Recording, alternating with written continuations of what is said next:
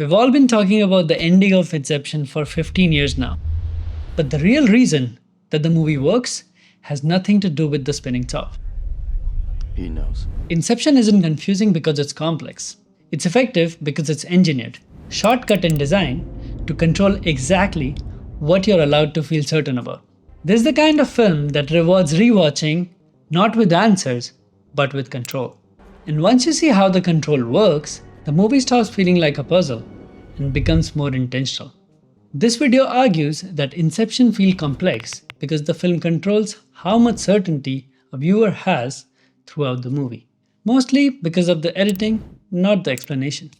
This one is not about solving the plots or giving you any Easter eggs. IMDb does a very good job with that. It's about understanding how the movie guides you and what the director wants you to see and feel through the movie. We usually talk about Inception as something you have to keep up with. Rules, layers, timelines. But Nolan doesn't want you to understand all of that at once. He's asking you to trust that the film knows when to let you feel grounded and when to take that certainty away. And that's intentional. He doesn't want you to question the world. He wants you to be comfortable in it. And once you feel comfortable, that's when the movie starts messing up with your brain.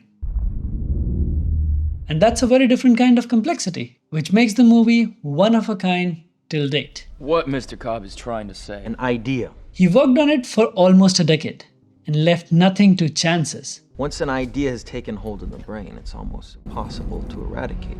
An idea that is fully formed, fully understood, that sticks. Everything is pre-planned, whether it's the dream sequence, introduction of characters, or the fact the initials of the characters make up the word dreams. And that's called perfect planning. The subconscious is motivated by emotion, right? Not reason. We need to find a way to translate this into an emotional concept. The opening scene of Inception does something very specific. It throws you into a dream, disorients you, and then quietly teaches you how the film is going to behave. Scenes repeat, ideas echo, and the moments loop back into themselves. So even if you don't understand where you are, you know how the story flows. The editing establishes rhythm early, and the music composed by Hans Zimmer reinforces that sense of control. You feel like, I don't fully get this, but the film does. And that is the confidence which allows everything else to work. The multi-level dream sequence is often described as complicated, but notice what the film actually does. Each layer isn't just a different location, it's a totally different emotional identity. For instance, one timeline feels slow and heavy, another feels precise and controlled, and the other one is stripped down and urgent. So, you're not tracking time mathematically here, you're tracking it emotionally in the back of your head. The way the cross-cutting works is pretty simple.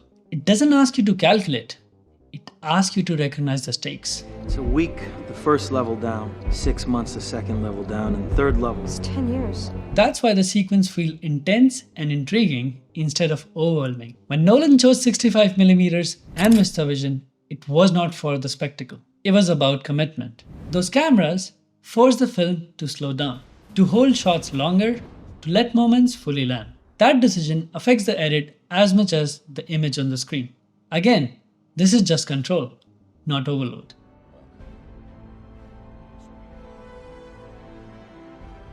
And then there's the ending.